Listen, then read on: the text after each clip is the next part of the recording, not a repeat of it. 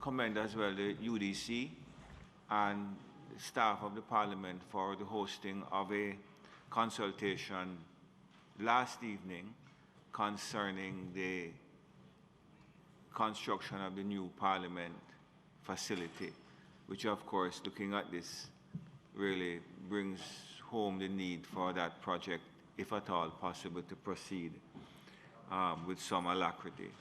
I urge members of the Senate that when the next consultation is organized, I urge you all to attend. I attended via Zoom and it was very useful. Senator Morris usually attends these things and has a particular point of view. I noted that he was absent yesterday. Mr. President, I was absent, but my better half was present. Okay, perfect. Statements by ministers. Announcements.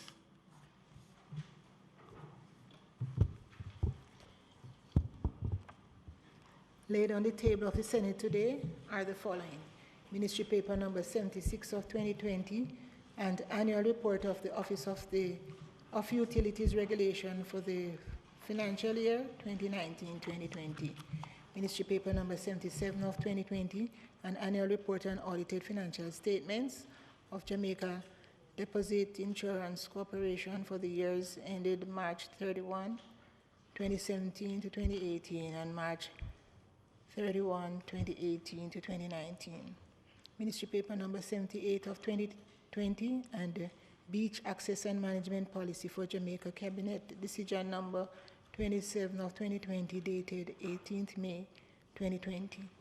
Ministry Paper number 79 of 2020 and Annual Report of the All Island Jamaica Cane Farmers Association for the year ended September 30, 2018. Annual Report on Audited Financial Statements of the Hart NSTA Trust for the financial year 2019-2020. Annual Report of the Culture, Health, Arts, Sports and Education Fund for the financial year 2019-2020. Annual Report of the Runaway Bay Water Company Limited for the year 2012-2013. Annual Report of the Child Protection and Family Support Agency for the year 2016-2017. Annual Report of the University of Technology Jamaica for the year 2017-2018. Annual Report of the Broadcasting Corporation for the year 2019-2020. The Colbeck Irrigation Area Order 2020 and the Colbeck Irrigation Area Order 2020 Resolution. The Electrical Work, Registration and Licensing Regulations 2020 and the Electrical Work, Registration and Licensing Resolution 2020. Annual Report of the Early Childhood Commission for the year 2018-2019. Annual Report of the Export-Import Bank of Jamaica Limited for 2019-2020 and Jamaica Hansard Parliamentary Proceedings of the Honorable Senate, Sessions 2015, dated January 23, 2015 to December 11, 2015. Thank you very much. Before I go to the next item, it completely slipped me to welcome back our Marshal, who you knew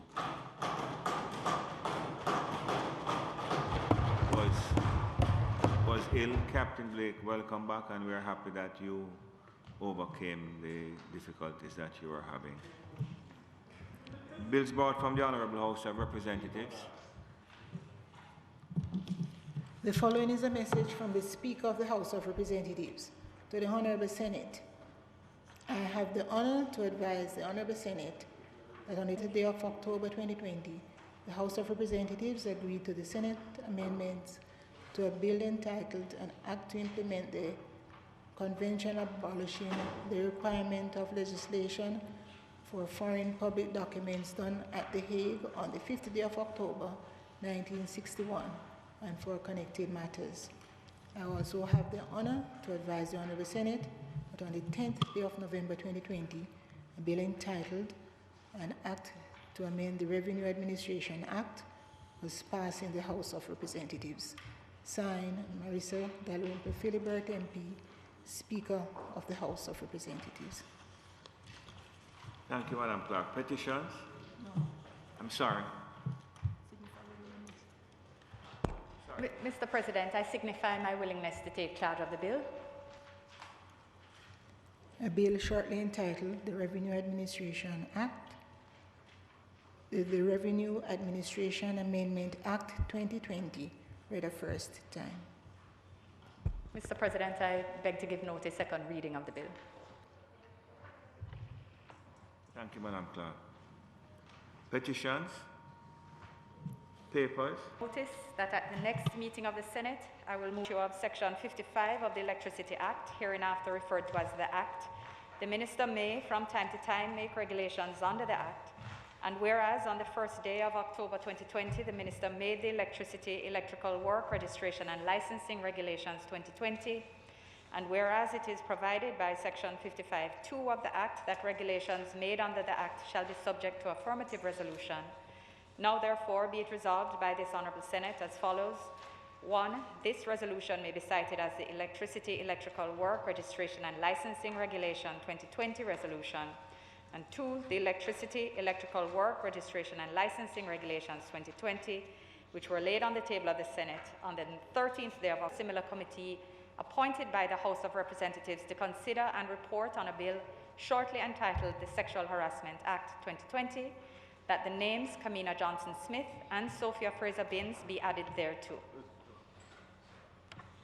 Be it resolved that this Honourable Senate appoint a special select committee comprising the following members: Honourable Senator Leslie Campbell, Senator Natalie Campbell-Rodriguez, Senator Shireen Golding-Campbell, Senator Delroy Williams, Senator Damian Crawford, Senator Dr. Floyd Morris, to sit jointly with a similar committee appointed by the House of Representatives to consider and report on the motion for consideration of a proposal that the City Municipality of Portmore become the 15th parish of Jamaica. And whereas Section 26(1) of the Law Reform Zones of Special Operations, Special Security and Community Development Measures Act 2017 requires that the Act be reviewed from time to time by a committee of both Houses of Parliament appointed for the purpose, be it resolved that this Honourable Senate appoint a select committee comprising the following members: Honourable Senator Matthew Samuda, Senator Charles Sinclair, Senator Shireen Golding-Campbell, Senator Donna Scott Motley, Senator Lambert Brown, to sit jointly with a similar committee appointed by the House to consider and report on the Act. Mr. President, I further beg to give notice that at a later stage today, I will move for the suspension of standing orders to enable me to motions.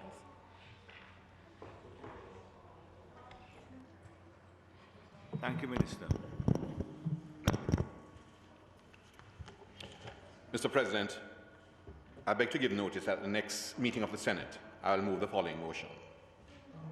Callback Irrigation Order 2020 Resolution.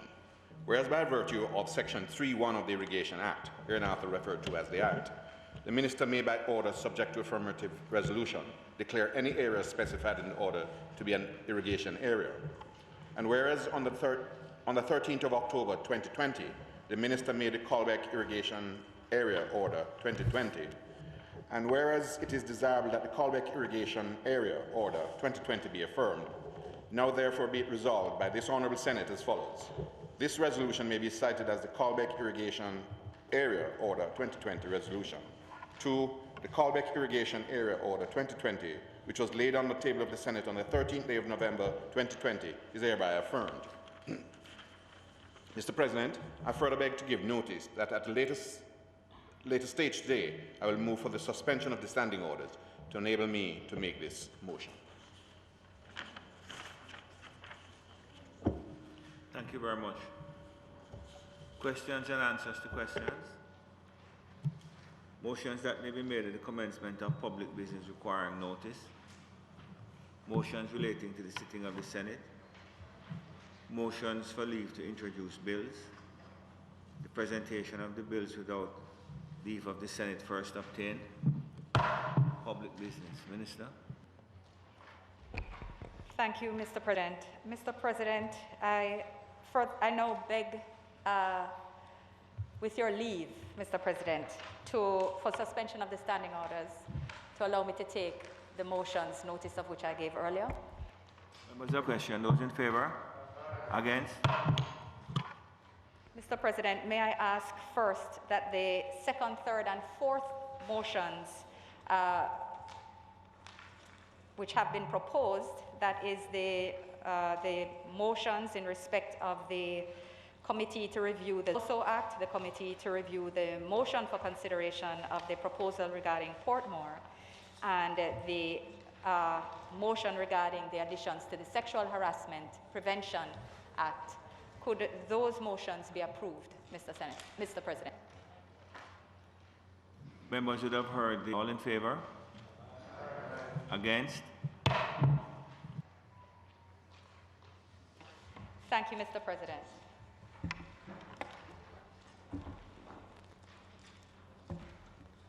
Mr. President, before I start the matter before us, which is the regulations in respect of the Electricity Act, I just wish to thank members for their cooperation.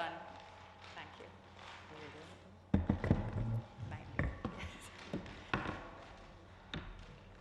To thank members for their cooperation in agreeing to have the regulations circulated beforehand so that they could be tabled and taken today, to allow for the business of the Senate to be conducted efficiently in these pandemic circumstances where we do try to limit our movement where possible. I'm not sure where this feedback is coming from.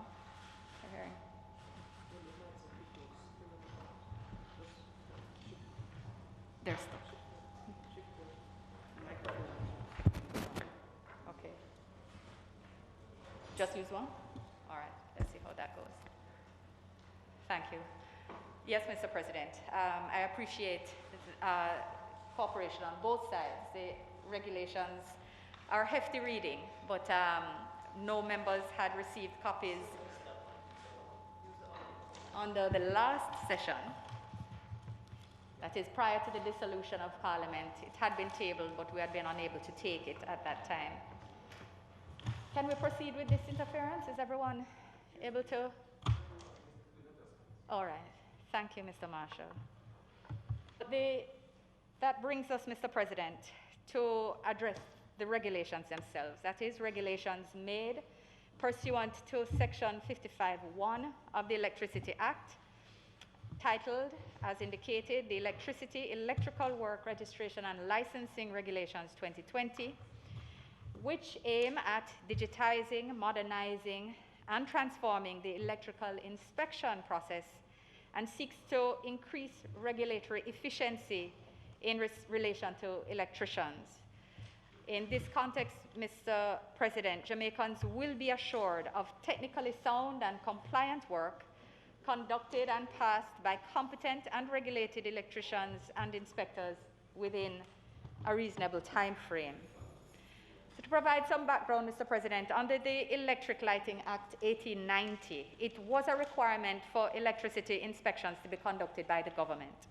And this was undertaken by the GEI, the Government Electrical Inspectorate, a department under the ministry responsible for energy. And the GEI, headed by a chief electrical inspector, is responsible for conducting safety inspections of all electrical installations. And only those certified were allowed to be connected to the country's electricity system. In August 2015, the Electricity Act was promulgated, providing for the privatization of the electricity inspections function and the establishment of a government electrical regulator, the GER. So with the passing of the Electricity Act 2015, the 1890 Act was repealed. So under the Electricity Act, the one which we have now, the GER is designated the regulator for the work that is done by licensed electrical inspectors and registered electricians in relation to electrical installations, wiring, or works. So the GER will have responsibility for, or has responsibility for, vetting license applications from persons desirous of being licensed as inspectors and making recommendations to the energy, the registration of electricians, the monitoring of work done by inspectors, recommending revocations or suspensions of licenses of inspectors and registered electricians, investigating and seeking to resolve complaints regarding work or conduct of licensed inspectors, and conducting random audits of installations certified by licensed inspectors. Furthermore, Mr. President, and in respect of the registration of electricians, the GER will also be responsible to appoint a committee of examiners that will assume the functions previously carried out by the Board of Examiners, that is, the administration of exams for the registration of electricians. So, Mr. President, the whole process, the framework for registration of electricians and the ability to access, or the means by which we access electricity has been somewhat archaic. It has not kept pace with Jamaica's developmental needs. And due to the increase in the rate of electrification across the island and also the increase in commercial activities, there has been an increase in demand in the number of persons seeking to be connected to the grid. I understand, Mr. President, that they receive close to 35,000 applications for inspection annually, but there are very few inspectors. So these regulations will provide a framework which will allow for an increase in the number of licensed inspectors available, which will be a massive improvement, will allow for their registration and lay a framework for them to end in continuing professional development as well.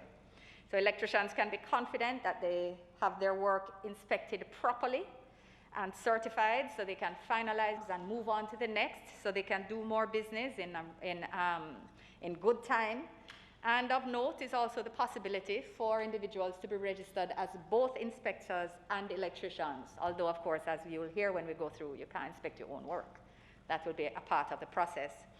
So regarding the technical electrical assistant, Mr. President, and you'll hear more about this level of participant, I'm sure we would all have encountered them as the apprentice who comes to a site with the senior electrician and they're learning on the job. They will now have a formalized framework as well, and this will be an opportunity to, in fact, build out more structured apprenticeship programs, allowing for them to be formally engaged, formally trained, and to lift themselves up and move up the line in terms of doing better and doing more as registered and regulated professionals. The fees laid out in the regulations, Mr. President, are well within reach of persons who are already engaged in the industry and those who may wish to join. So, Mr. President, it is in this positive context that I now move to working through the clauses of the regulations. I think I'm going to have to, it's too long for me to go all the way with mask. So, sorry. Mr. President, Regulation 1, of course, gives a formal name. Regulation 2 sets out definitions for terms throughout the bill, including that of an electrician, an inspector, and a regulator, all of whom are defined in the Act, in the regulations, pardon me, and the regulator is, for the purposes of these regulations, a vehicle or a vessel. So this is not relevant to the wiring within motor vehicles or within boats or other means of transport. This is about building wiring. Mr. President, it will not apply to electrical or electromechanical devices, apparatus, or material manufactured solely for export or imported solely for re-export. So this is about matters that are taking place or operating domestically, electrical works operating domestically. And there will also be some specific self-contained generating sets that are also excluded. Mr. President, Regulation 4 establishes the roles in very clear fashion for the minister, the regulator, the committee of examiners, the electrician, and the technical electrical assistant. So it's an easy read to see the responsibilities for each under this Act. And Part 3, Mr. President, deals generally with licensing, registration, and enrollment. And this encompasses Regulations 5 to 27, And Regulation 5, Mr. President, deals with the application. It requires licensing as a prerequisite to performance of inspection functions and specifies the application process for such licensing. So this is the inspector's license. A person may be licensed as an inspector by submitting to the regulator a completed application along with the requisite documents in accordance with the Form 1 under the first schedule. The regulator shall review the application on receipt, and if the applicant has met the requirements, then the regulator recommends to the minister that the license be granted. Subparagraphs of Regulation 5 also provide for requests for further information, the giving of reasons to the minister for any dissatisfaction with an application, and offences in relation to the application process. Regulation 6 deals with the grant of refusal of license. Mr. President, Regulation 6 provides the minister with the discretion to grant or refuse a license, Mr. President, and it also speaks to 3 classes of licenses which exist, the Class 1, Class 2, and Class 3, which are based on the voltage requirements relevant to each class of professional. So, Mr. President, it sets out the 3 classes that may be granted to successful applicants on payment of the fee. And as stated before, they not only relate to voltage levels, but power levels at which the electrical work or modification is to be energized. Mr. President, Regulation 7 deals with the duration, terms, and conditions of license. It states that the license issued by the minister for 2 years, unless suspended, revoked, or surrendered, and it is non-transferable. Regulation 8 deals with public liability insurance, Mr. President, and requires that on being granted a license, an inspector is required to obtain public liability insurance for the duration of the license from an insurer registered under the Insurance Act. It also speaks or specifies the insurance value for each class of license granted. And Mr. President, this is a welcome development as it brings the industry in line with others and demonstrates the government's commitment to strengthening consumer protection. Indeed, if someone is coming to inspect your property, they should be insured so that if there are any difficulties, whatever they have certified, they can stand behind the inspection that has been granted to a consumer.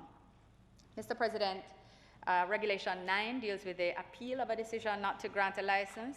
That is the right to appeal and outlines the appeal process.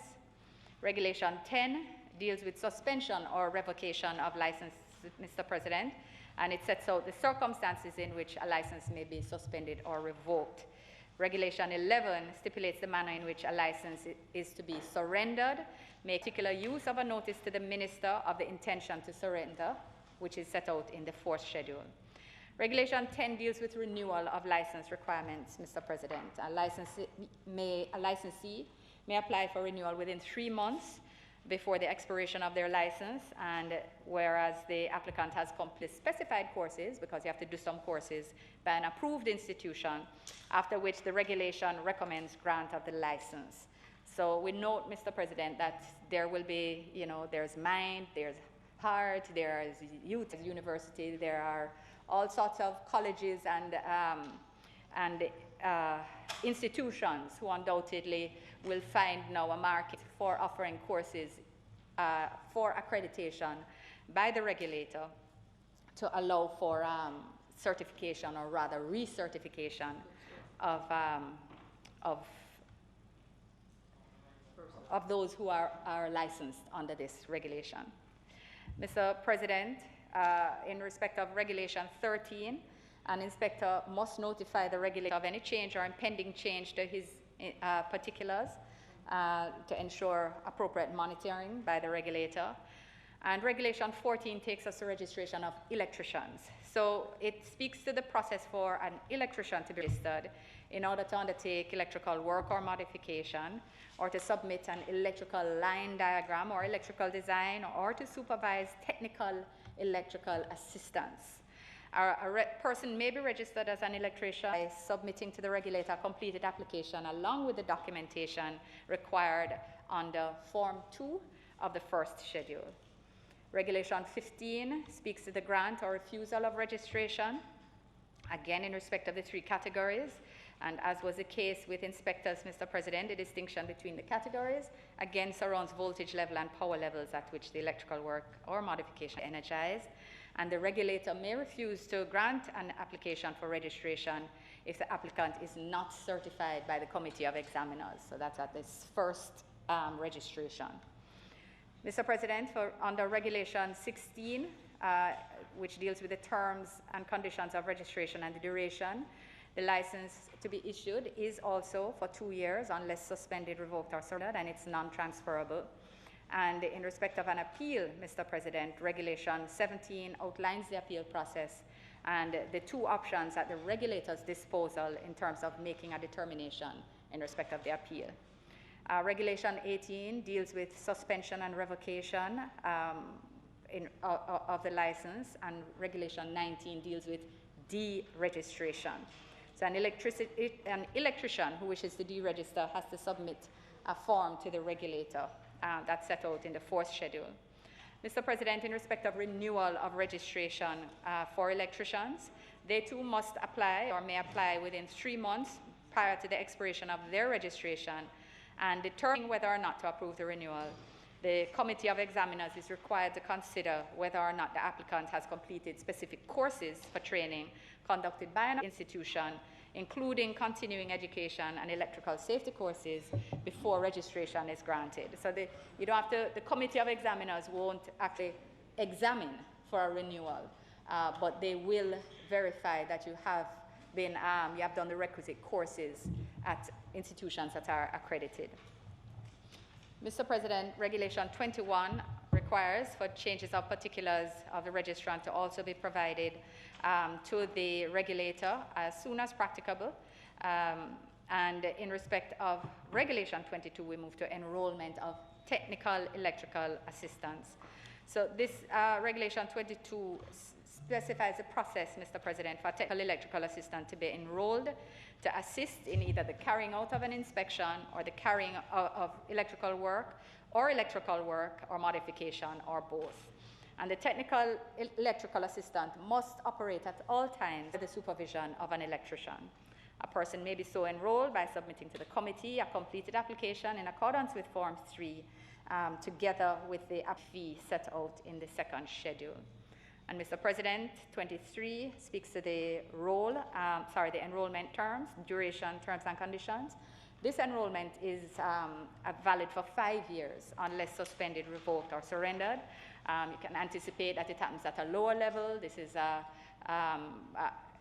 in terms of their likely earnings and their level of operation. The intention is to ensure that there's less of a bureaucracy for them to remain active and to provide services and to earn as well. So it's a 5-year license provision for them. Regulation 24, Mr. President, deals with appeals, suspensions, revocations, surrenders, and renewals of enrollment. And 25, Mr. President, is the regulation which provides that an inspector or an electrician may at any time be required by a regulator to provide a list of persons under their supervision. And failure to comply with that is a summary offense with a fine not exceeding $500,000, Mr. President, because clearly if you are supposed to be supervising someone or someone is purporting to be supervised by you in order to provide a service which is important to safety, it's important to consumer safety and citizen safety, then this must be treated quite seriously. So the regulator must at all times know who purports to be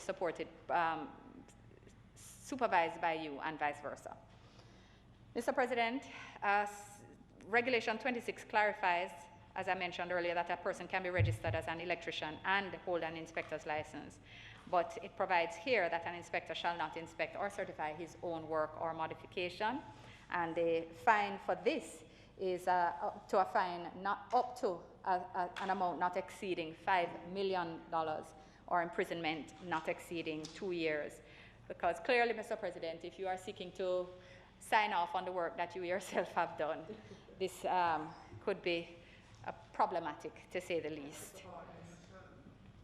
Mr. President, offense of working without a license and registration, that is created under Regulation 27. So if a person fraudulently represents himself to be licensed, registered, or enrolled, or as having performed or an activity for which he is duly licensed, registered, or enrolled that he did not perform, this again, this person may be liable to a fine not exceeding $5 million or imprisonment not exceeding 2 years. Mr. President, part of the Committee of Examiners and Examinations, and this is Regulations 28 to 30. Regulation 28 sets out the composition of the Committee of Examiners, lays down their requisite qualifications. 29 speaks to their conduct of meetings and their decision-making processes. And regularity requires of the committee to conduct examinations of all applicants for first-time registration under the regulations. So the intention is not for the government to create a whole industry around for itself. It will do first-time examinations, but then renewals will all be dealt with, or the courses for them rather can be done elsewhere. Part 5 deals with electrical work inspection and compliance, Mr. President, and this is Regulations 31 to 52. Regulation 31 highlights compliance with the specifications in respect to electrical work or modification. It sets out that if for any reason electrical work does not meet specifications, a single buyer, supply licensee, or self-generator may be required to disconnect the electricity supply. Where the electricity supply is not yet provided, the electrician concerned is to replace or remedy the electrical work. While Regulation 32 sets out the requirements for electrical work done in connection with the initial supply of electrical power or a modification to any premises. In this instance, an electrical line diagram is to be completed for a generation set that utilizes DC power. In addition, this electrical line diagram or electrical design must be certified by a registered professional electrical engineer under the Professional Engineers Registration Act before commencement of the electrical work or modification. Mr. President, Regulation 33 deals with notification of completion of electrical work, and it speaks to the electrician inputting in the digital system and submitting within 48 hours a copy of the work completion certificate, and the regulator should notify the owner that he may proceed to apply to an inspector for the inspection and certification of the electrical work or modification. The digital system will streamline the process and reduce customers' wait time and confusion about the process. So you won't be submitting and you have to be calling and find out whose desk this is on or whether it has gone from one desk to the other, etc. There's a digital process where alerts will move the system along along the process line. The President, Regulation 34 deals with liability, and it holds an electrician liable for his own actions and those of any technical electrical assistant under the electrician's supervision. It mandates that the electrician is to effect appropriate corrective measures where the electrician A, creates or allows the continued breaches of specification, or B, issues a work completion certificate that does not comply with the specification. So you can't just bring an apprentice on the site and don't look at what's being done. You are responsible for overseeing that's being done on your watch. So not only your work, but the work which you are purporting to supervise. So again, it's a focus on public safety, Mr. President. Regulation 35 deals with the interface with the digital system, and it stipulates that an inspector is to upload to the digital system all information relating to the inspection. Regulation 36 deals with engagement of an inspector. So the owner may engage an inspector to inspect the electrician's work or modification. 37 speaks to the compliance certificate that should be issued by the inspector on completion. Compliance certificates, Mr. President, are valid for 15 years in the case of a public space and 25 years in any other case.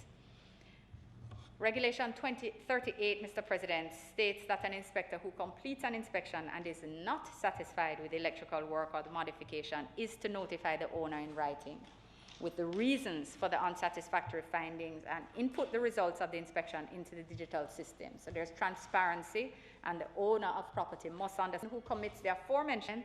Persons who purport to do work must do it, and there is strong liability and penalty in the event that they do not. Mr. President, Regulation 40 outlines the circumstances in which an inspector may issue temporary or partial inspection certificate, which shall be valid for a period of not exceeding 3 months at a time to allow for other works to be done. Mr. President, Regulation 41 states that a regulator may conduct random reviews of electrical work or modification that has been inspected by an inspector. And again, I've cleared that's quality control and audit obligations. Mr. President, Regulations 42 to 44 speak to reporting breaches, and citing a breach and rectifying a breach, respectively. 45 speaks to reinspection of premises. It provides that within 6 months before a compliance certificate expires, the owner should engage or is to engage an inspector to re-inspect the premises. Remember, it's 15 for public space and 25 years for any other space. Regulation 46, Mr. President, states that the regulator is to issue at least 2 weeks before the expiration of a compliance certificate a notice of the date of expiration of the compliance certificate to the single buyer, supply licensee, or the self-generator. And Mr. President, Regulation 47 outlines that those 3 persons are also to engage an inspector to undertake an inspection prior to interconnection of the system. Regulation 48 speaks to energizing premises, and Regulation 49 speaks to the prohibition of energizing without a compliance certificate. And that, in that circumstance, Mr. President, again, we have a fine of $5 million or imprisonment not exceeding 2 years. Regulation 50 prohibits the 3 categories of buyers. So the single buyer, the supply licensee, the single buyer or the supply licensee, the 2, from continuing to supply electricity to any premises that is deemed unsafe by an inspector or not in compliance with a specification. And Regulations 51 and 52 speak to complaints and investigation. It allows any aggrieved person in relation to an electrical work to complain to the regulator and allows the regulator to carry out an investigation and recommend necessary actions. The regulator is also empowered to court fines that an inspector or electrician has caused the death of a person or loss or damage to any property through negligence or through willful act or omission. 52 requires that before any action can be taken under 51, the regulator is to notify the inspector or the electrician confirmed. Part 6 is a miscellaneous section, Mr. President. It speaks to access to the digital system. So the regulator is to provide access to the system to the 3 categories of persons who use this type of electrical work, the single buyer, supply licensee, and self-generator, or the owner, for the purposes of viewing the completion certificates and compliance certificates. Regulation 5 allows them to report an incident report the incident to the regulator, and this report is to be made within 24 hours of occurrence. Electrical work on transmission and distribution lines is dealt with under Regulation 55, Mr. President, and it provides that the single buyer or supply licensee is to carry out work in accordance with the specifications on transmission and distribution lines, and to keep a record of all works carried out and to make them available to the regulator. Regulation 56 speaks to the revocation of previous regulations, application for licenses, rules 1929, the electric lighting regulations 1922, the electric lighting licensing of electricians regulations 1958, and the electric lighting fees regulations 1984, all of which are still in effect. Mr. President, regulating into effect of these regulations. So during the first 2 years of operations of these regulations, no proceedings for a breach of the regulation 5.1 are to be brought against public officers who immediately before the coming into operation of these regulations is already duly authorized as an electrical inspector. So an electrical inspector not licensed under these regulations has 2 years to bring themselves under these regulations. Mr. President, very briefly, the schedules. First schedule has 3 forms. First is license application form for inspectors. In the 3 classes, Form 2, registration application form for an electrician. In the 3 categories, Form 3 is the enrollment application form for the technical electrical assistant. Second schedule, Mr. President, provides for the fees for the various application fees. As you see that an application fee for the inspector is $15,000, electrician $10,000, and enrollment of technical electrical assistants, 3,000. Mr. President, for the license fees for the inspectors, also provided in the 3 categories, electricians and the technical electrical assistant. The examination fees are also there, Mr. President, for the new license and new registration. The 3rd schedule, Mr. President, is referred to in Regulations 14 and 22. It's divided into 3 parts. Part 1 sets out the qualifications for an inspector for the 3 types of licenses. Part 2 sets out the qualifications for an electrician for the 3 categories. And Part 3, the qualification required for the technical electrical assistant. Mr. President, the 4th schedule also provides the form of notice to be provided by inspectors and the technical electrical assistant of their intention to surrender license or enrollment, or an electrician's request to deregister pursuant to Regulations 11 and 19, respectively. So, Mr. President, it is intended through the passing of these regulations to facilitate the modernization and efficiency of the electricity sector, to increase compliance and industry safety, and therefore, of course, also increase public safety, and to improve Jamaica's competitiveness in doing business in the maintaining quality and standards through regulation. So play its part by taking advantage of opportunities to expand training programs or to become recognized training centers. We should note, Mr. President, as well, that the regulations will create a more business and investment-friendly environment. The World Bank Group's 2020 edition of Doing Business report ranks Jamaica at 120. It is a highly technical matter which requires a lot of expertise to be able to embrace. But what is clear from reading the regulations is the intention, which is to ensure that the public enjoys a certain level of protection. We all know the dangers that can occur if your electricity supply is not connected in a safe way, or if inferior material is utilized.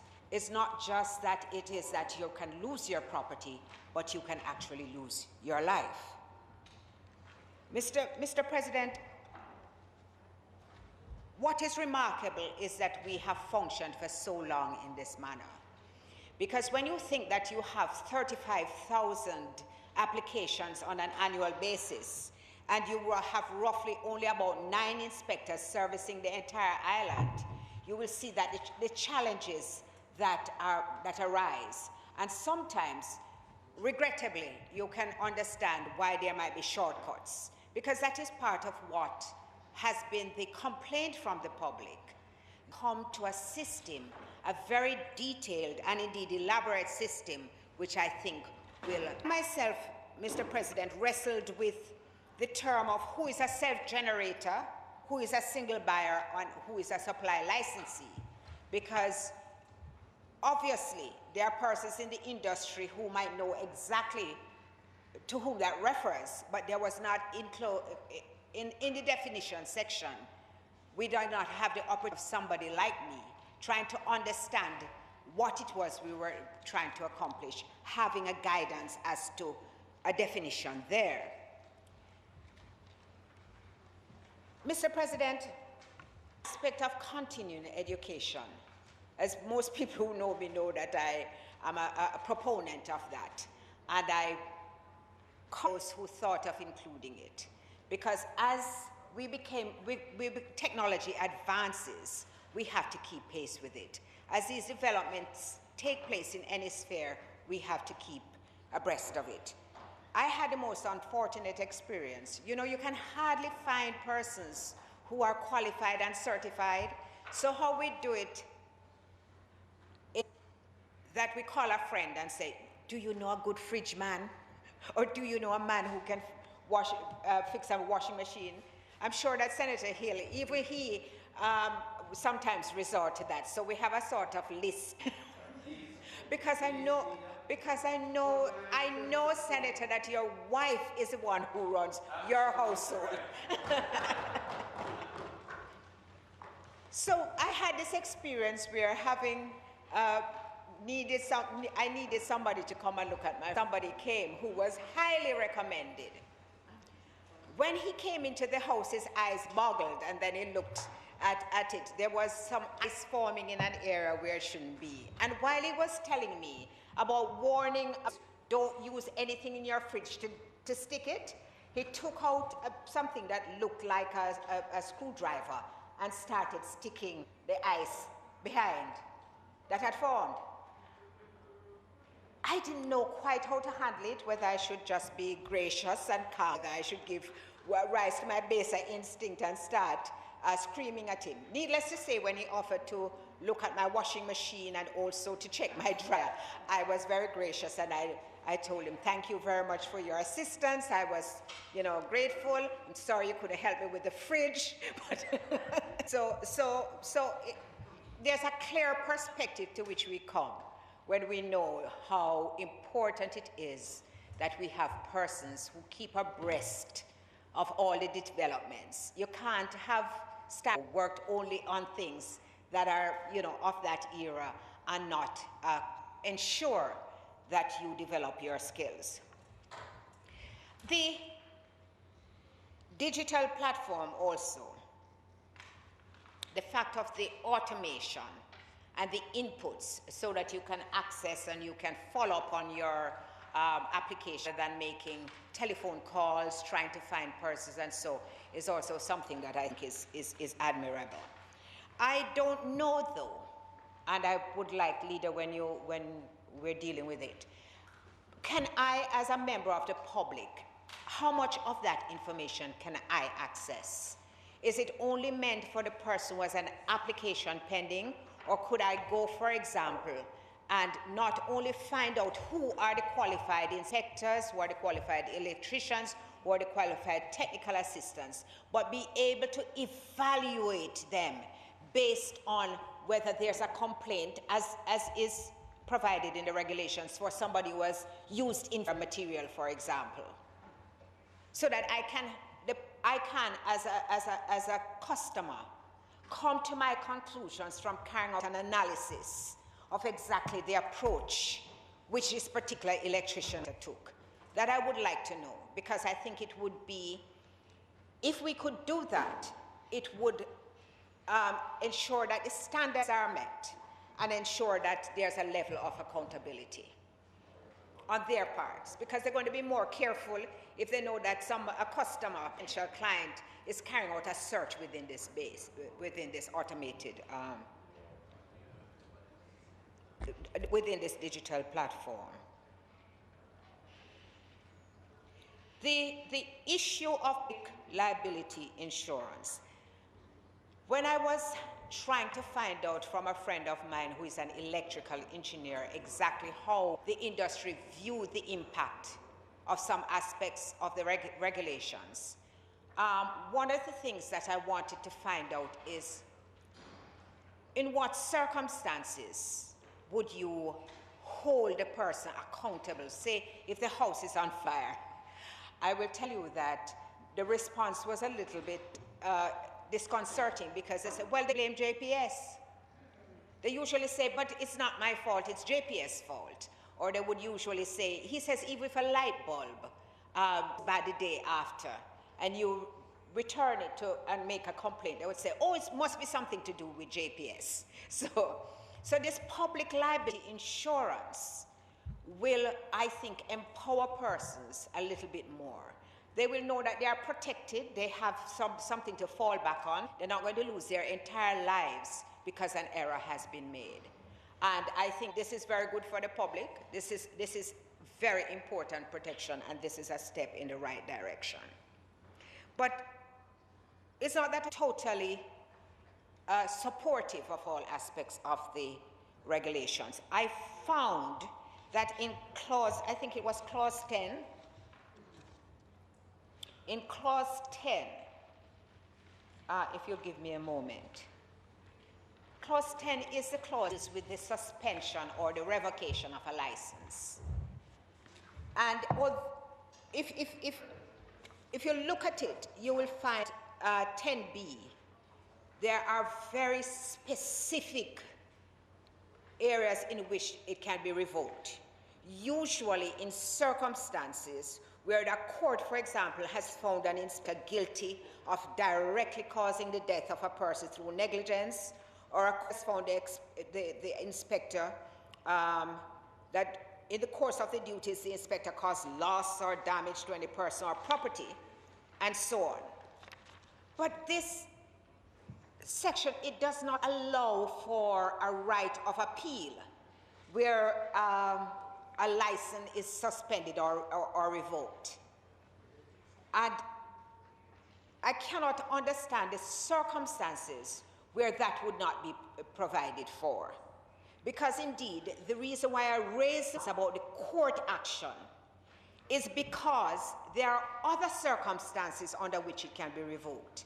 And one of the circumstances, for example, where the regulator determines that the inspector is in breach of a term or condition of the license, or in contravention of the act or the regulations, and the breach or contravention cannot be remedied in accordance with directions issued to the inspector by or the inspector has not complied, and so on. So there are subjective aspects to it, compared with a clear determination consistently throughout the regulations.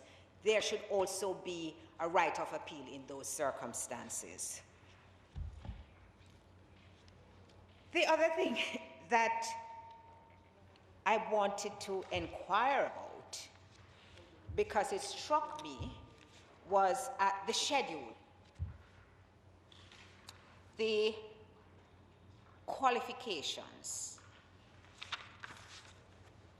The qualifications for, now we have different categories of registration, so, and different categories of license. So, for example, we have a class 1 license, a class 2 license, a class 3 license, and naturally, there's going to be more educational requirements depending on what class you're in.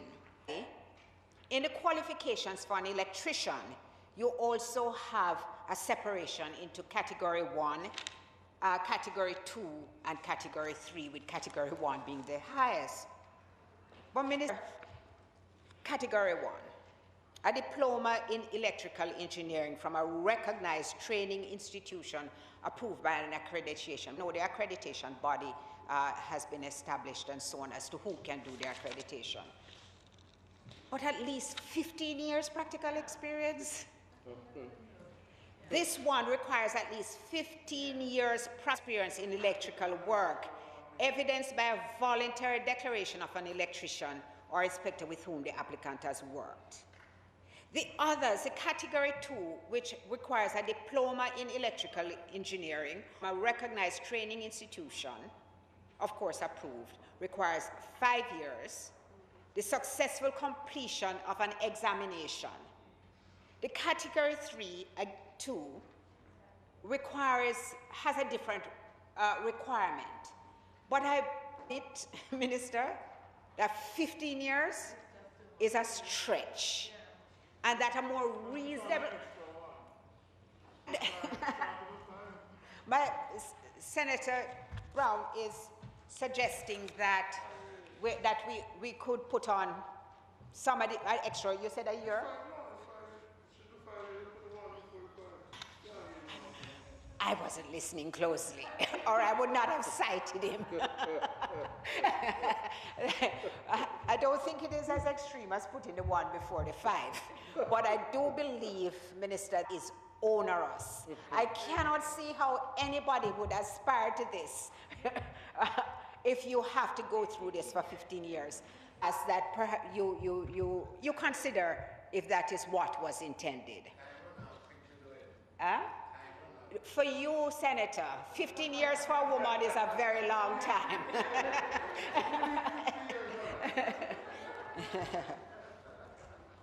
And of course, as with everything that we do here, there has to be a component of public education. We need to find a way for persons, the public, who will be seeking these services to understand what is required of an electrician or what is required of an inspector. I mean, ask them, can I see your badge? Can I see your license? We have to start doing that to ensure that the person who has been sent to work on your property is indeed qualified. So that's the first thing that I would want them to be told. Ask, when you have an electrician come to your premises, ask them to produce their license. I mean, that would be absolutely transformational in terms of our approach to actually doing business, that everybody knows they have to produce it and everybody asks for it. In particular, in relation to the automated system, we should know what we can access. We should know how we can access it. And I'm asking that the ministry include in its planning a public education. In saying all of this, Mr. President, as I said at the outset, when we embark on this mission, it augurs well for the ease of doing business. It gives a certain level of confidence. And I am happy that the scope, the amount of inspectors and the amount of electricians will be broadened.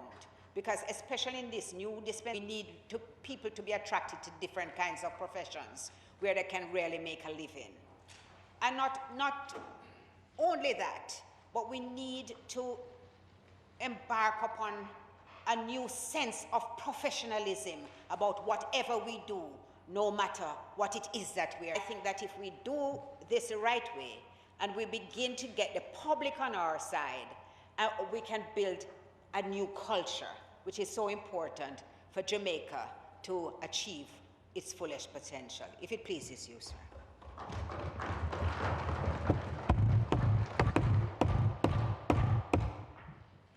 Thank you, Senator Scott Motley. Senator Sinclair. Thank you. Thank you, Mr. President. Mr. President, I got the regulations that we are discussing this morning. And I thought electricity. What came to my mind was house, buildings. And when I started going through the regulations, Regulation 3 confirmed that is where we were in this particular, would be in this particular discussion, as it limits the regulations to certain types of issues. And it, as the minister leader said, relating to structures. But then that thought brought me back to what was said by the Honorable Prime Minister when he spoke about every man must build a house. And in fact, it was in 2015 in Granville, your community, Senator Allen, where the Honorable Prime Minister said the Labour Party believes that every man must build a house, every man must build his castle. And he believes that in doing that building, it is to be done brick by brick to get the best value for money. Mr. President, the construction of a dwelling house or any structure for that matter, including that for commercial use, is a remarkable achievement. But in doing that, we have to consider the issue of safety. And I think that this regulation is driving that particular principle, a principle of safety. And when one looks on the comment, the Honourable Minister Darryl Vaz in the lower house, when he said that these regulations will facilitate the modernization and efficiency of the electricity sector, increase compliance and industry safety, and improve Jamaica's competitiveness in doing business in the global sphere, confirmed that as one of the guiding principles of these regulations. And since I've been in this Senate, we have dealt with the Building Act, because that also deals with an issue of safety. And when we are doing structures, how it is that we should go about doing those structures. In fact, under the Building Act, there is a requirement that speaks to registration of draftsmen and other persons that will participate in the... And what I would seek to encourage us as an administration is that the regulation, just as we are dealing with these regulations under the Electricity Act, And when one considers the fact, I mean, we are slow. It seems that we move at a slow pace at times. Because the Electricity Act under which these regulations were spawned was passed in 2015. And it is now 2020, and we are coming with regulations to improve the efficiency in the system and the safety. And in the same way that we are doing this at this time, I would urge us as an administration that we move along quickly, as expeditiously as we can, in respect to getting the regulations that need to be done under the Building Act also. The issues of safety, location, critical. And what we have seen in the past few weeks, and I've heard the comments, there have been some criticisms as to the comments that have been made by the Honorable Prime Minister in respect to the creation of no-build zones, and be serious about it. I want to stand in full support of the comments made by the Honorable Prime Minister when he says that we should not allow persons to build in certain areas. But consider safety, and let us, as an administration, as a government, let us determine and assist persons in ensuring that where they build, what they build, and how they build, it must be done in a safe manner. Mr. President, we must consider also, as we move along, in respect to issues of safety, how we deal with the environment. But in going through these regulations, I want to start out by commending the drafters, because I've seen sometimes certain legislation that I go through because I am in the field of law, regulations, legislation, that you have some difficulty in reading. It may say subject to subsection so and so, and you have to turn so many pages to get an understanding of what it is that is trying to, the legislation is seeking to convey. But this regulation, comprehensive, very simple, very well ordered, easily understood. And Leader of Government Business, you made a comment regarding the definitions. Speaks to and defines the issues that you had raised. So that is where you will find single buyer, etc. The definitions are there in clear and precise terms, right? I also want to commend the approach that leads to the liberalization of the sector. I mean, when I got into and was involved in a construction project, to find an electrician, to find an inspector, to come and expeditiously get your thing passed so that you can get connected and occupy your house. Especially, you know, it was the first time for me, so I was very excited about it. And the person who did the work said, well, you know, we have to get an inspector from the government electrical inspectors department. And I'm calling him and say, so when this person when they come, why can't I just move ahead quickly? I want to go occupy my house. It took me some time, but eventually we got the process through. So the liberalization, it affords opportunities to persons who meet the required standards. And so I find that to be a good introduction. The issue of fines, as again we come back to safety, and I have always said in my presentations here that I don't look on the penalties. A lot of times I don't pay too much attention to that, because you won't find yourself penalized if you abide by what is required. And so the penalties, some may say that they are excessive, $5 million, $500,000 minimum, in respect to some offenses under the regulations. It is there to encourage compliance and to deter persons from going outside what speaks to safety. And you know, whilst I was looking at this particular issue, I'm preempting Senator Brown. preempting Senator Brown. Because he always comments, you know, and says that... Are you saying it's predictable? Very, very. You know, when Senator Brown, you always comment about the fines onerous, or sometimes that there's a double whammy effect. I think that is how you actually, not double whammy, no, the double whammy effect. Fines and confinement. So because there's a principal act, I went back and looked at the principal act, which was passed when you were sitting on this side in 2015, and found that you participated in a double whammy under the Electricity Act. Eh?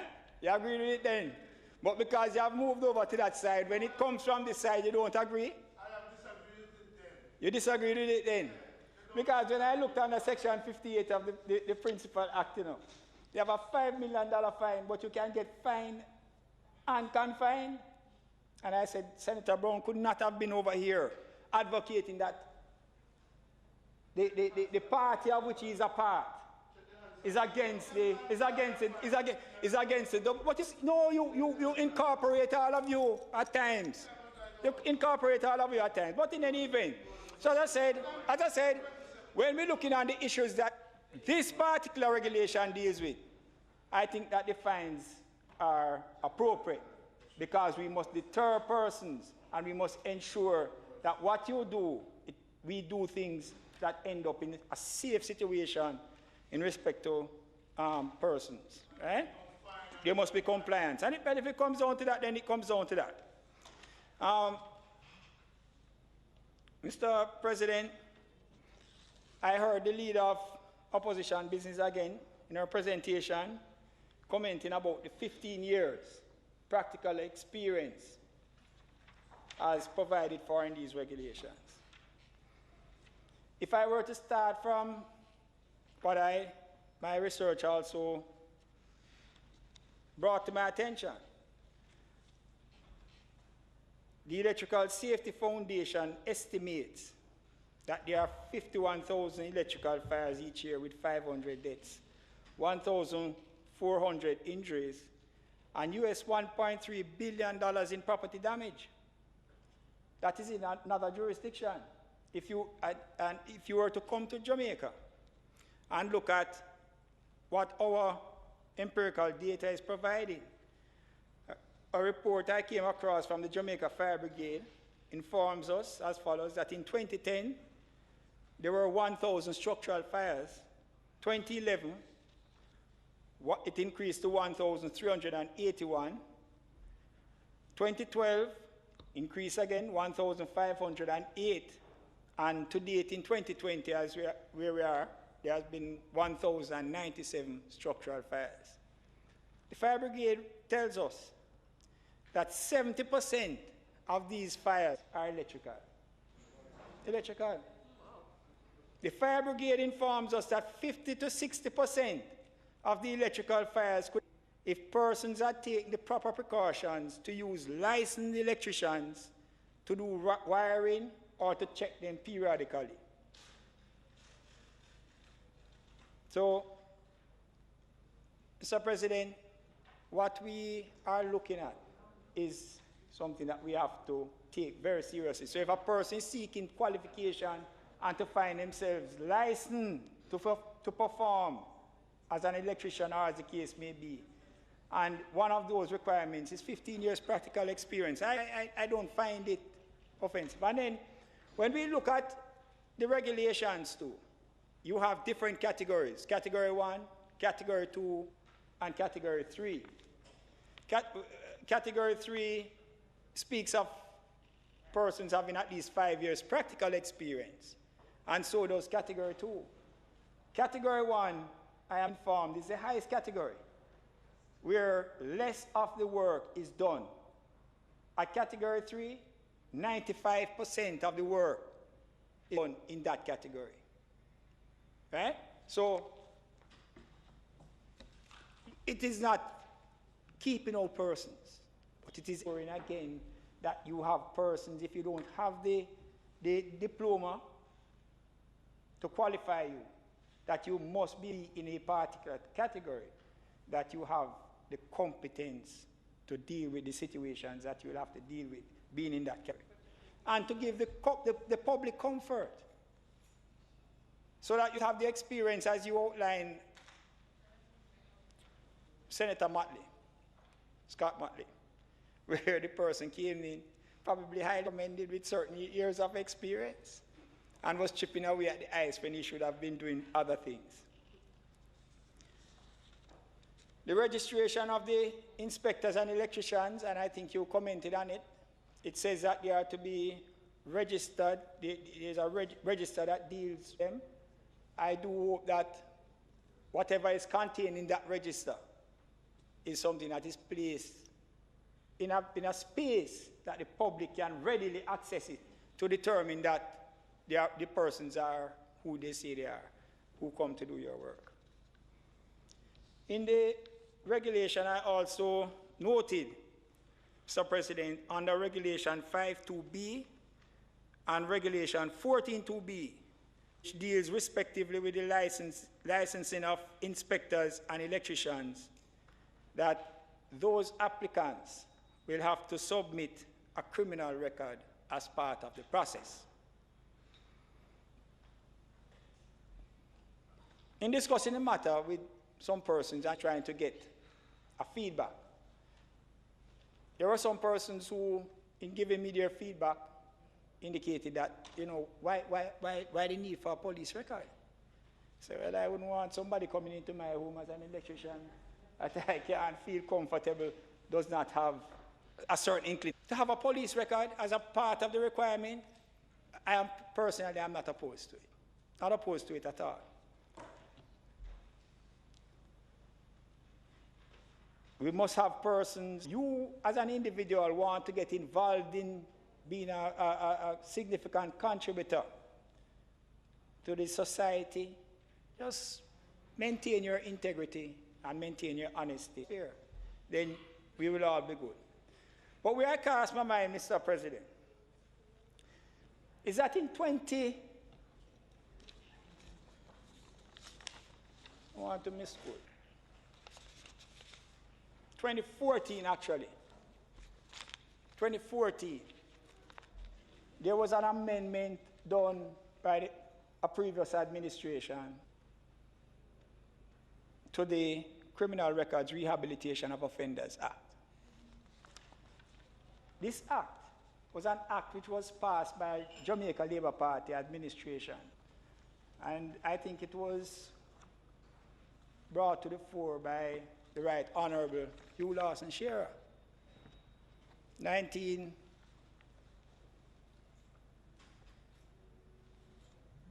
it was in 87, thereabout.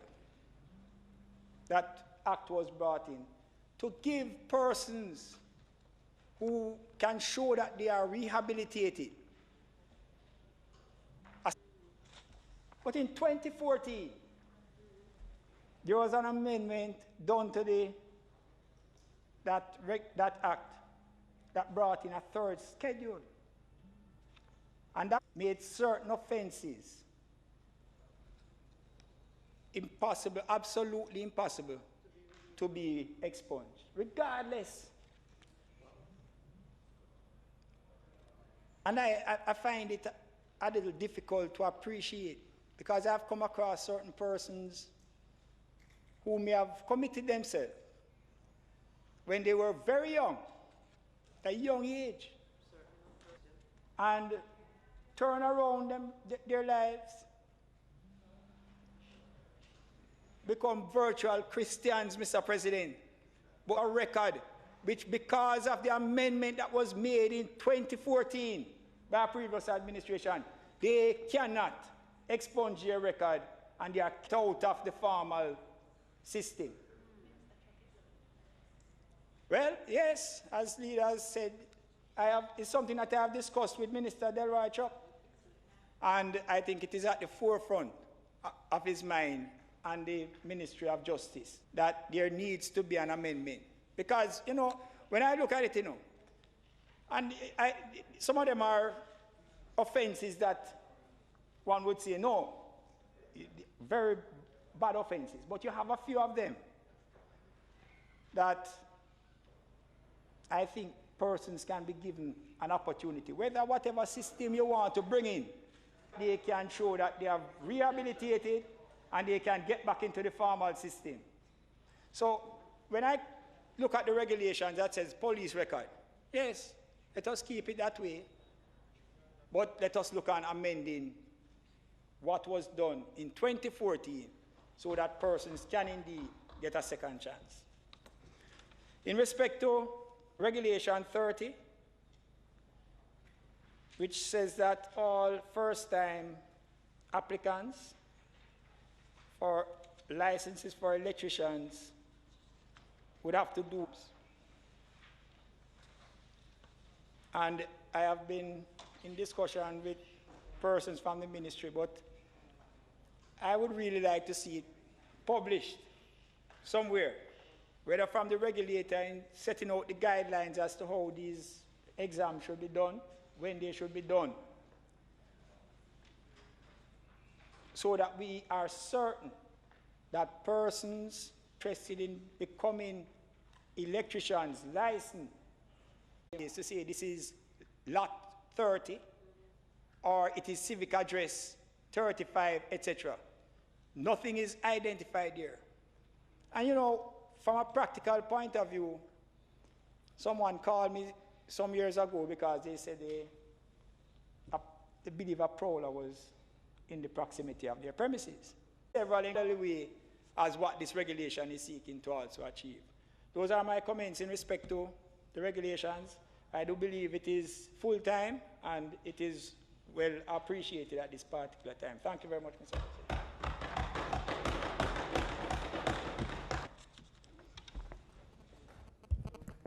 Mr. President. Thank you, Senator Sinclair. Senator Fraser-Vins. Thank you, Mr. President. Mr. President, I stand to make very brief comments on this regulation. I stand to make, is it any better? Yes? Okay, I stand to make very brief comments on these regulations.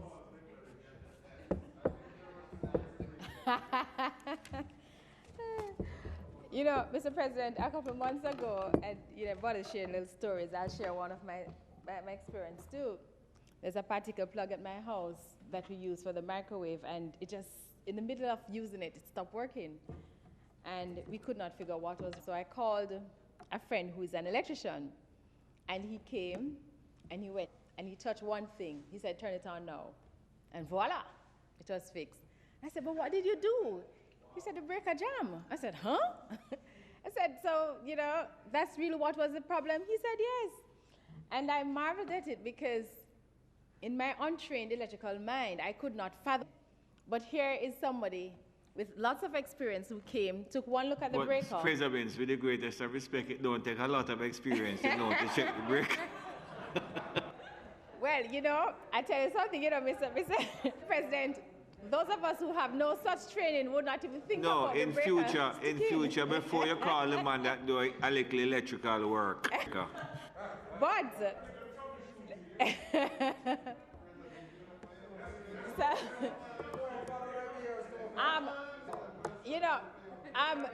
Senator Sinclair,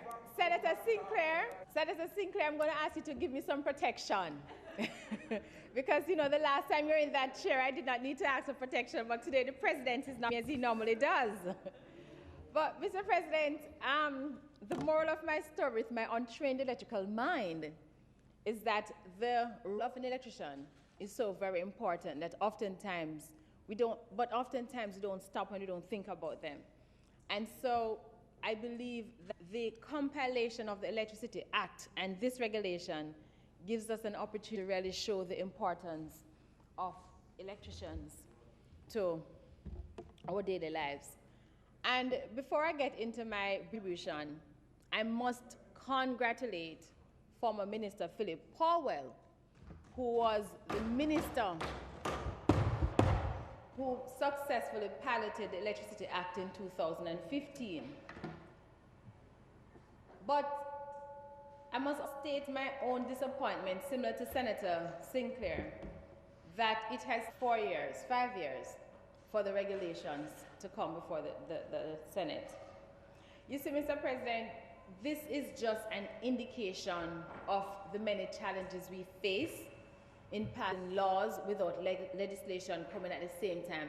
I recall when I sat over, there was a particular senator on this side who always spoke about it and the piecemeal approach. And sitting on this side, I have heard it again and again. It makes no sense to carry the Principal Act without the regulations. We have the Road Traffic Act that has been passed. I mean, the Disabilities Act, I mean, has several years, and we still have not had the regulations. And so, Senator Sinclair, I join with you and say we have to find a way to ensure regulations come hand in hand with the law to give teeth regulations, because the law came into effect in 2015, the same year it was passed. But there's still so much that could not have been done because the regulations were.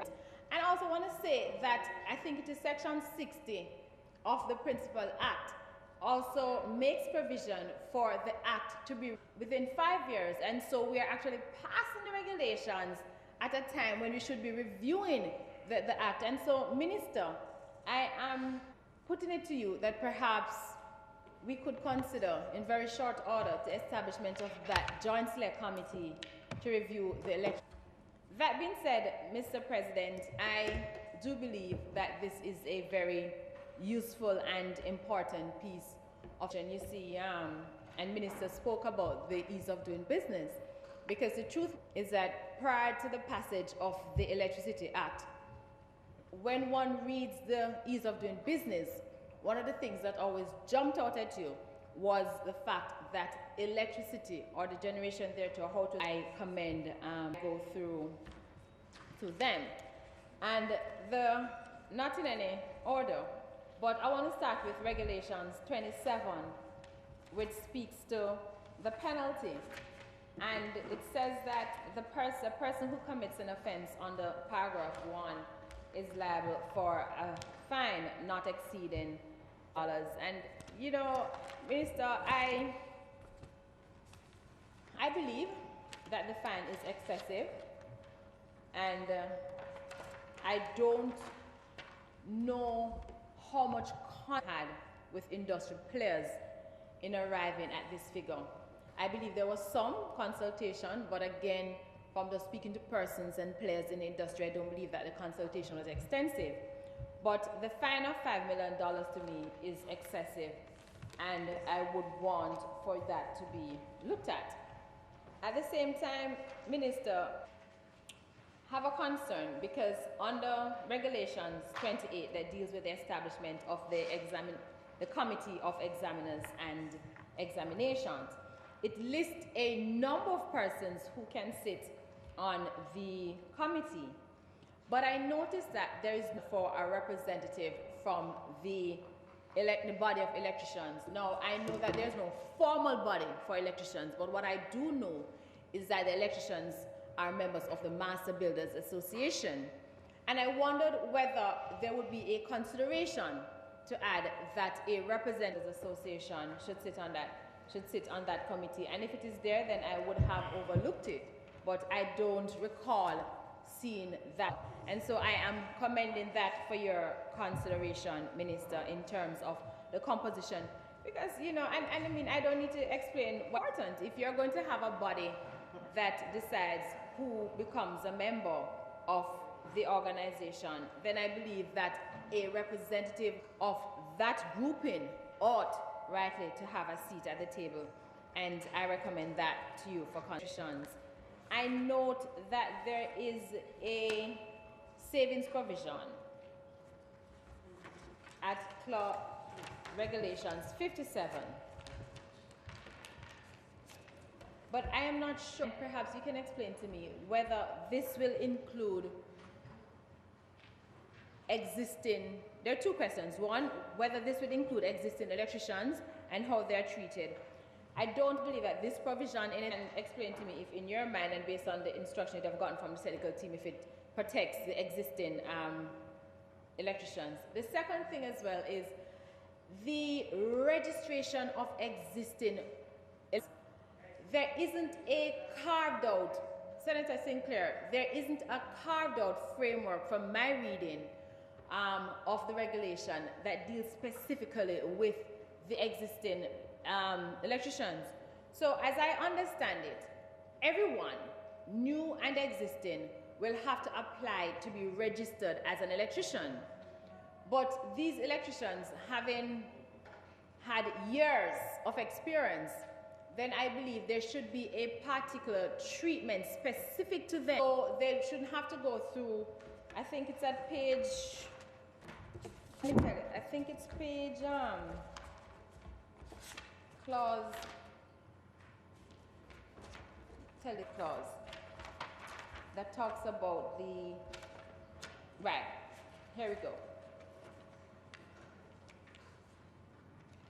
That talks about what ought to happen, the examination, that they would have to written paper, practical assessment, and there is a good reason for that, particularly for new applicants already in the industry. There should be a particular framework carved out for them so they do not have to go through this rigorous testing.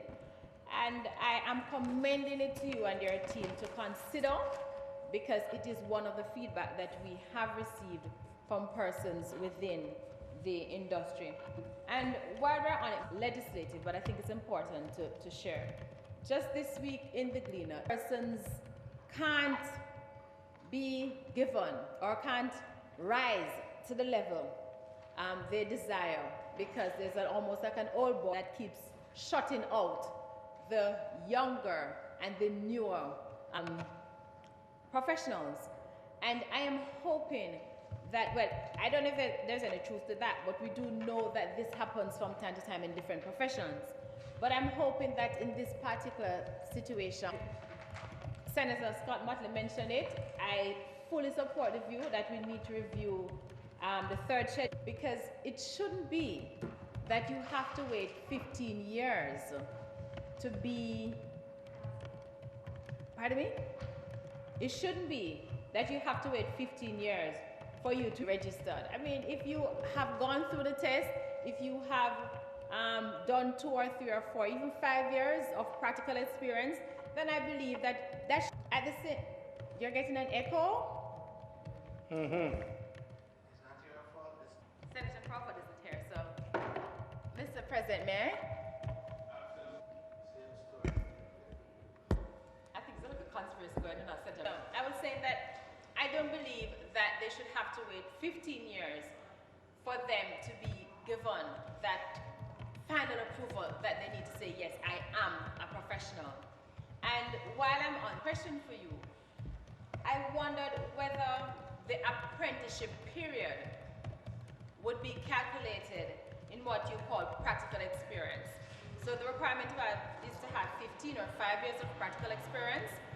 Is the apprenticeship period deemed part of that practical experience that is required by the committee in making that determination? If it isn't, then I would recommend that registration is for 5 years.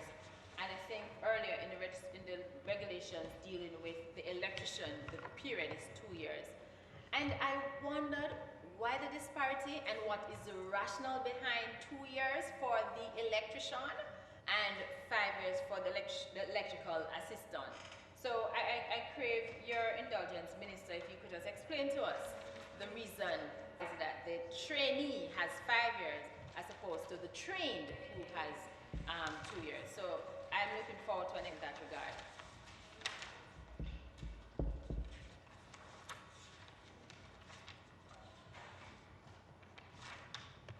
You know, Senator Sinclair spoke, and I have a note here about the ease of the regulations. But Senator, let me just say that this is not the easiest of regulations, and one of the things that we're going to have to do is to break this down in very simple language that persons can understand. You know, no, Senator Sinclair, not everybody go big school like you know, so you have to understand, right? No, well, listen man, not everybody got big school like you, so work with me now. But not everybody goes to school like me. The point I'm making though, Senator Sinclair, is that it is important because we're not writing laws for us in here. I mean, almost everybody there have a degree, right? But Minister, I have to concede, I had to read the regulations twice. I read the part about the license, the first section, I read it and I understood. Then we started talking about the electricians, and I had to stop and say, wait, and I had to go back over and read it. So whereas for me, I understand it. The truth is that we have to bear in mind that the persons who need this most will need less us. And so the issue of public education in clear, simple, everyday language is important. And I don't want to order a debate about that, Senator Sinclair. It makes just sense, right?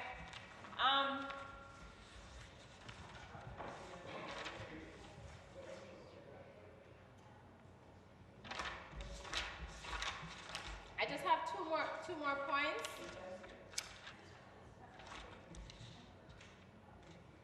Right. The issue of Minister, the issue of continuing education. I asked earlier about whether the apprenticeship period would be a part of the practical experience.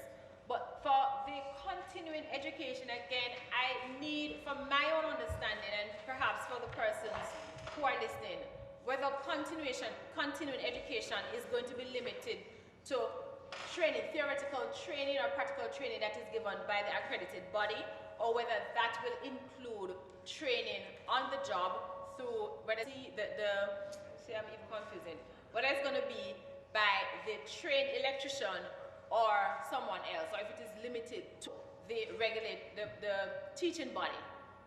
So if you could just clarify that for me. Minister, I believe that the issue of insurance, and I got some feedback about the issue of the public liability insurance, and I do understand and feel some sympathy for them because it is going to be so the electricians.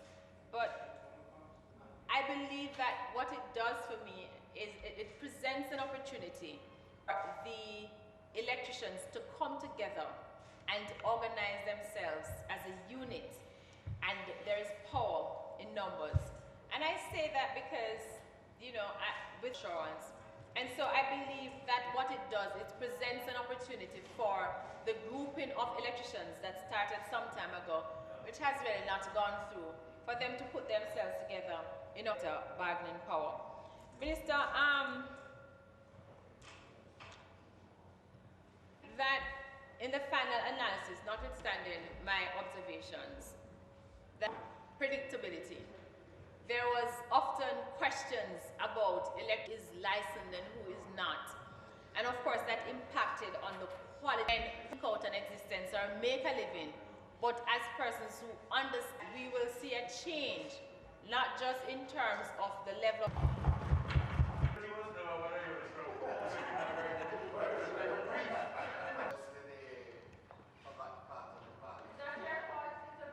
long time ago, 15 years ago, situation. It is a very useful, whether because of their fault or, and gave her some very sound advice. And is intelligent in, I think, where it says a certificate in electrical would then be able to, although second chances in Jamaica sometimes are not plentiful. Of competence. University degree is not the only way to determine competence, to excel. It should mean that whoever you are, whoever your connection, brown son, get into the system. But Senator Scott Mott, it goes something like that, either by telephone or when I see them, you know, nobody's doing a little addition, you know, that tour in getting their houses. And I'm just limited. And underground and above and so forth and sideways is great. And so I trust that we will now produce a greater set of persons certified who will then cause a phenomenon that it created a bit of sufferation. So I'm very happy for that. And the third thing, and I wish to end on this third point, it is a report comes back and John Brown, who is a licensed person, it happens, there have been court cases about it in Jamaica that they never saw. They have never been there. They never saw the electrical. Some of them never even see the plan. And them sign off. Sign it off and I give you 10%. I trust that with this wider qualifications, that true instances of others, and so that it would help with the safety, and it would get the system flowing properly, and it will create an enhancement, Mr. President. It is an advance, and I trust where you can develop your skills, even if you didn't start out life with the qualifications that you would normally get through the secondary system.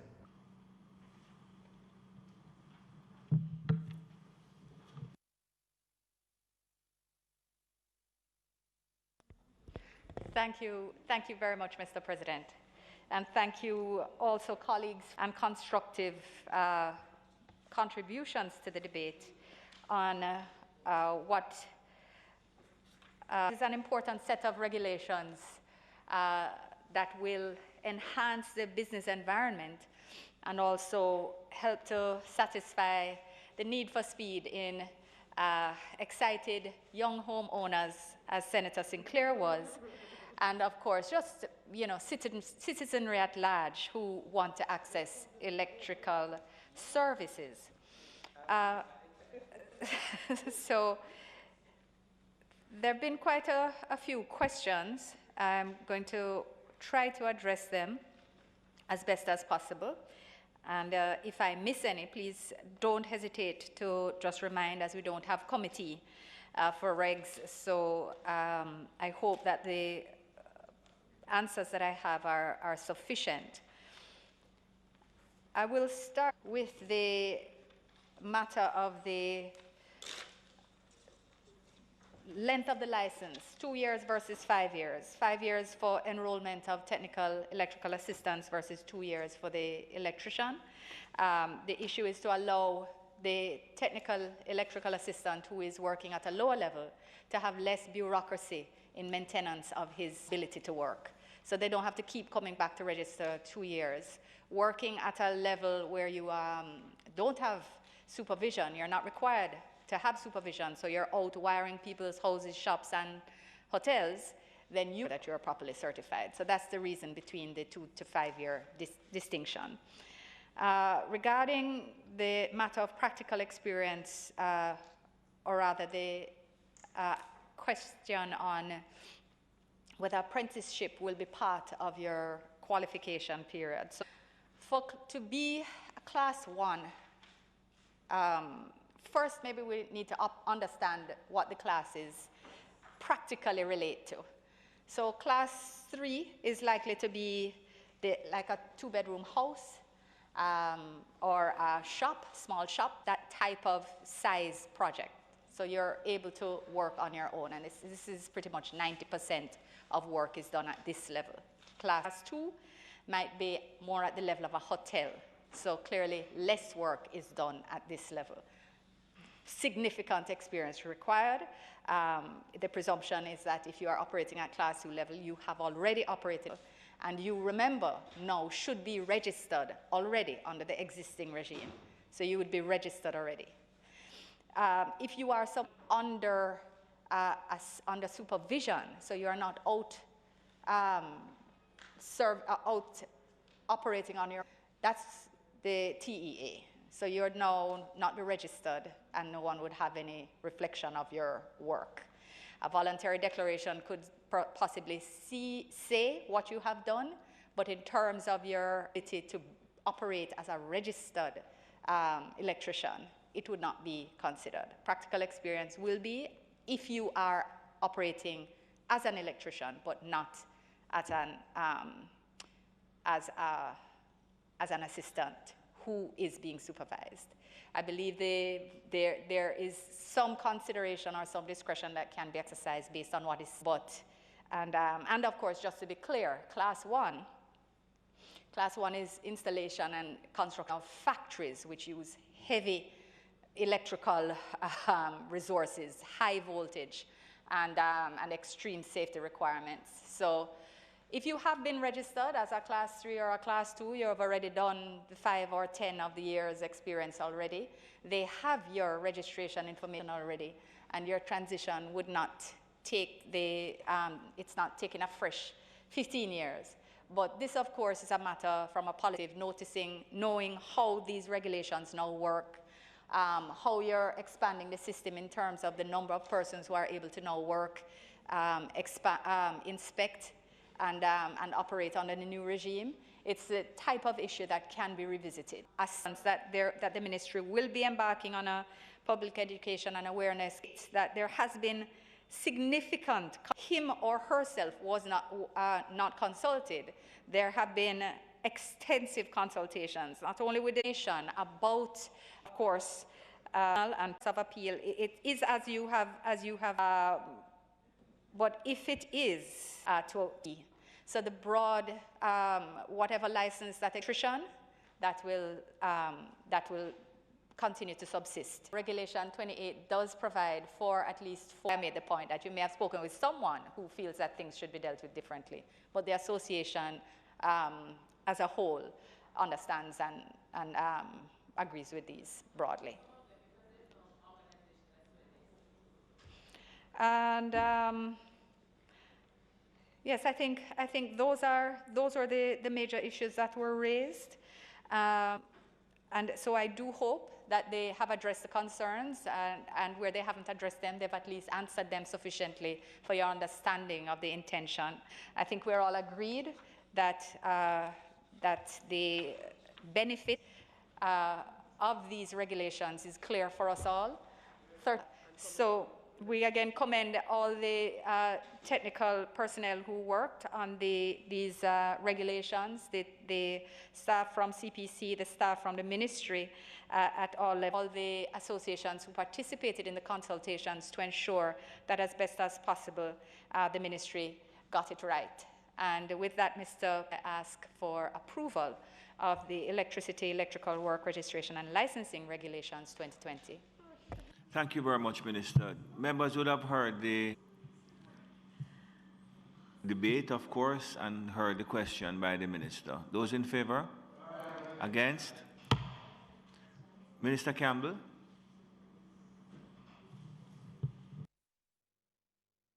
Just say thank you very much for all of those who participated in the debate. Thank you, Minister Campbell. Go ahead, please.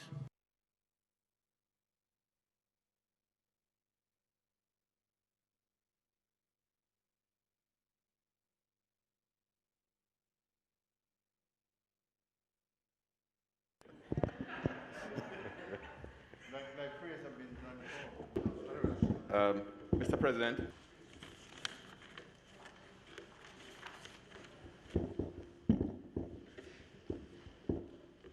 table before this Honourable Senate are the Callback Irrigation Area or Transition Commission Limited, a company incorporated under the Companies Act.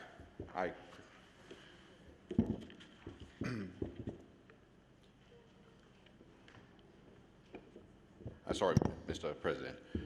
Under the Companies Act is licensed. The Commission is also governed by the irrigation authorities, vesting of functions in the National Irrigation Commission Limited or entity. The Commission is responsible for the implementation of the provisions of the Irrigation Act. Hereinafter, the Minister of Agriculture and Fisheries is empowered under Section 3(1)(a) of the Act by order to declare any specified area of the Act. The Act provides that such an order shall be subject to affirmative resolution, and the Minister of Agriculture and Fisheries, on the 13th day of October 2020, declared Callback in St. Catherine an irrigation area.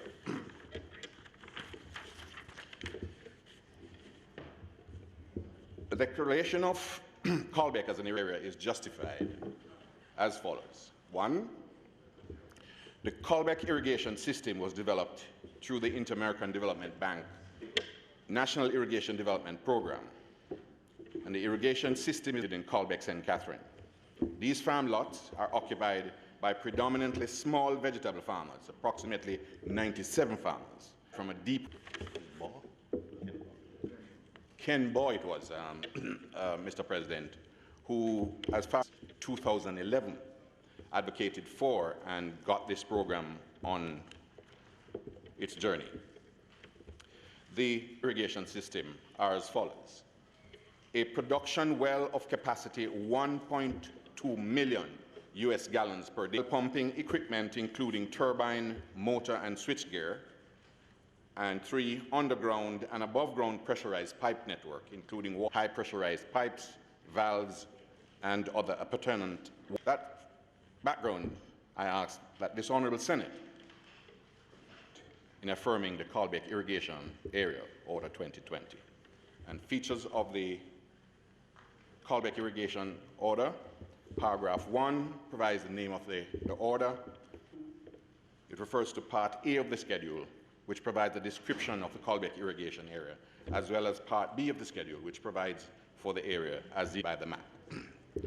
The schedule to the order, Mr. President, schedule to the order contains Part A, the boundary description of Callbeck area, and Part B, a map of the Callbeck irrigation area. May it please, Mr. President.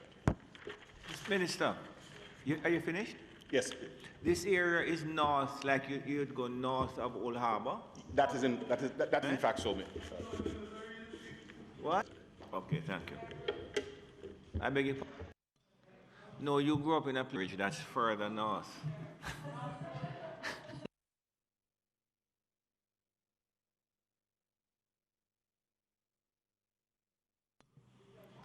So you know where it is. Anybody else wishes to say anything?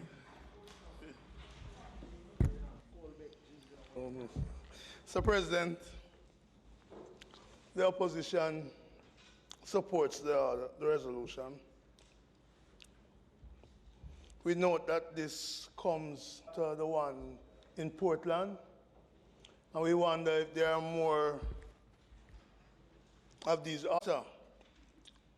That the damage to our infrastructure through irrigation, if we have given it in there too, whether it comes from St. Andrew, wherever it didn't require heavy rain, just require a big funeral attendance. These floods.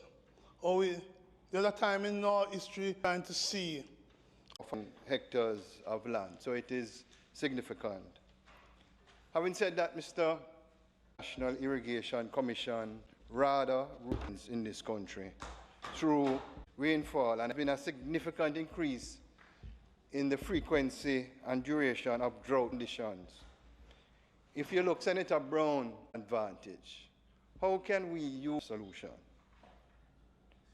If you look at a number of irrigation services provided through the NIC, rainwater harvesting can complement this work to ensure the source of water to farming communities. I therefore, Mr. President and colleagues, support the design of and/or strengthening of national programs to build individual farmer and community capacity in rated how students and teachers growing crops. 65,800 gallons of water for growing crops.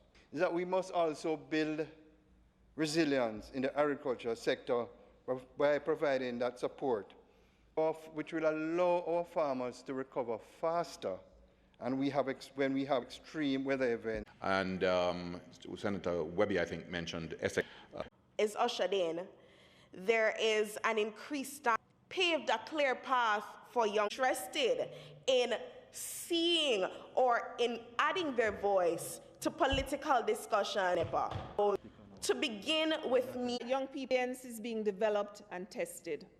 Our young people are learning time to rethink travel, both for the cost reasons, to provide and facilitate these opportunities.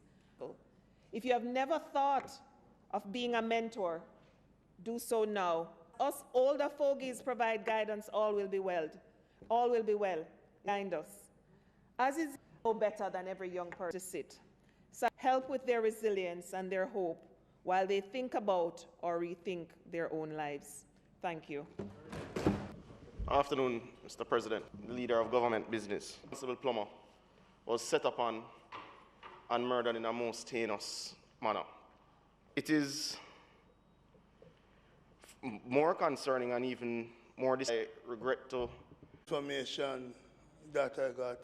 And while cooperate correctional services, because he's in charge, to the family through them, and to the officers who really feel it. Society and lawlessness has to... And we in the piece. I tell you, after today, once you are told include words or include a sentence as in part 2, we will look at how a picture for some students, even though a picture is expected and they don't know how to fill in the blanks, but asking the to make you. While I'll be willing to give an eye, I would say I would ask you. I wish you all the best. Thank you. And so I congratulate you on your C-store, and that is online. So if you type in on a search again.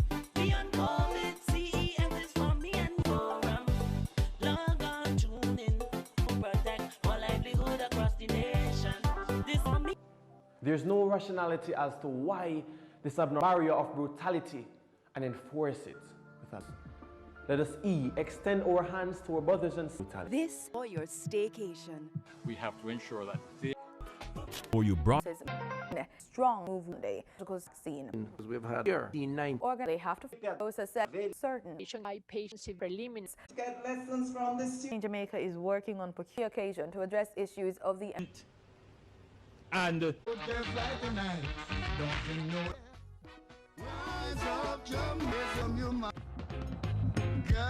September 11, 2020, Clarendon.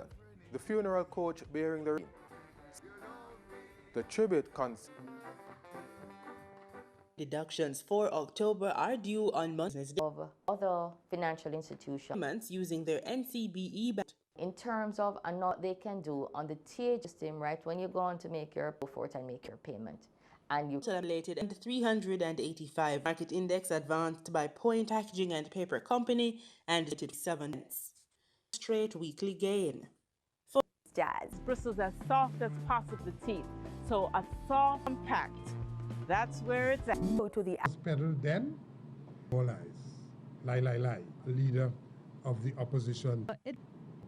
That process. When Mrs. Prasad Bisessa was the company traffic guru and so on. Will clarify. That's the view of two hospitals. They have a new facility, but it's simple. Sure, we'll have a new hospital. $1 million. With that type of engagement, we're looking to optimize spirits. That the protocols earlier this morning, we some incidents involving other members of staff. We have written